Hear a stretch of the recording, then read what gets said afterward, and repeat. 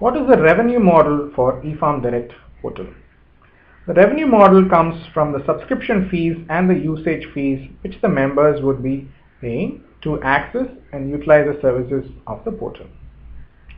Basically, we start off with a free trial since it's a new feature, a new way of doing business. A lot of people might have doubts of how this might work. So we give everybody a free trial model by which some basic information can be uploaded with some very basic features and with certain restrictions in terms of how the data is going to be shared and sent. Once they are comfortable, people would be expected to activate their account. This is similar to creating the first registration, or people say a mobile company or somebody, or say even a cable company charging for first installation of the equipment. So after that, it is going to be monthly usage charges. So usage could be typically how many queries you run, how many times you call the call center, using the portal to send SMSs to your counterparties. And certain other value-added services would be add-on packs. Like for example, if you want to add a video to your profile, you want to add certain other product brochures and also your profile. And also if you want somebody to come and verify your records, like for example your land records, or geolocate your farm, or create a geolocated profile of your farm.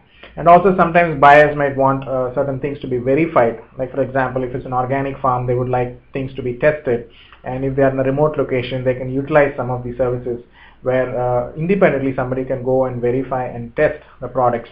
All these for additional fees and charges as and when it is required. What about advertisement? We are not an advertisement based portal at all. So we won't bother anybody with ad clicks and things like that, because we feel that since people themselves are paying, we are very conscious about the privacy of the data itself. So most of the ads would be, for example, a farmer trying to sell his tomato and is little desperate because it's the last moment, so he might want to put an ad for any buyer. So anybody searching for tomatoes, his ad might come on the site. So typically we expect the stakeholders within the system itself to be placing text ads, alerts to other people, very localized to that particular area or unit. And also we have analytical reports coming out. Once again, we are not selling private information or contact information of any of our members. Analytical information will typically be the aggregated demand or supply. Like for example, what is the demand of tomato, or what is the supply of tomato at this point, or say 1 month from now, 2 months from now, since we have the dates of when the farmers are producing. So we can even predict it and project the data based on actual data. And we are also going to have statistical projections, so that way, like initially, even though the data points may be much less, like for example in a state we might have 10,000 records of farmers, but if there are like 10 lakh farmers, we may have to project it.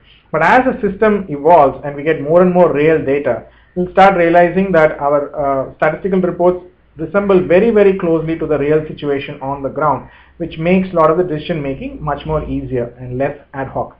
So the statistical reports are also something which some of the organizations, commodity reports, publications, and agri journals and institutions would find it very interesting.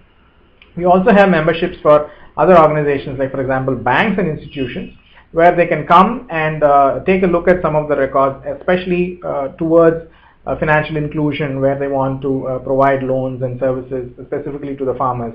So they will all have some limited restricted access to the data, and for aiding them in the decision making process, which finally ultimately helps our customers do better business. So these are primarily what are key revenue models which are going to be, and any other value added services which will be adding on. We also would be creating a network of franchisees who are basically the local representatives who are going to be collecting the data, updating the data, and providing some of the ground support services. So that if somebody wants physical verification, validation services, it will be done through a network of such people. So people could be working part-time or full-time with the eFarm team to provide these services, and we will roll it out as we scale geographically. So on day one, it may not be available everywhere. So, but as you track the portal, we will keep letting you know where all we have such ground support activities. So as I mentioned, the next couple of years, we are going to be focusing only on the data portal. But yes, of course, there are issues which will start cropping up in terms of quality, in terms of transportation and logistics, which is also very key areas of gaps. So, but we feel that once the data is there and people get used to the system, so after 2 years we slowly want to start setting up distributed network of collection and distribution centers. Once again, it may not be directly capital investment coming from the company, but this could be along with our partners and collaborators once they all understand the system. So we will evolve a common set of simple grading rules and pricing logic, and you can look forward to eFarm slowly starting these kind of eFarm supported collection and aggregation distribution models, so that people can then get instead of directly dealing and going to the farm, they can now procure through this network. Of course, this is not available day one. It might take 2 to 3 years down the line, but that is basically what we are growing into. So in summary, basically currently our revenue model is going to come from registration fees. We are not a commission agent, so we are not going to charge on the transaction which is actually happening between the buyer and seller. You can do a transaction for 10 rupees or 100 rupees or lakhs of rupees, but as long as the registration is done and is active, we are not going to be taking any percentage of the value of the transaction. So that is basically to clarify that we are not operating on a commission basis, but more similar to how these matrimonial portals or directories work, where you pay for just using the service and registering your data into the directory. The registration fees and the usage fees for different categories of users will be posted in our website, and every quarter we'll be assessing our profitability and also the collective usage and the scaling which we want to do, and there'll be slight modifications. So for any details on the rates, kindly refer to the corresponding segment in our website where you'll get the details about the rates which are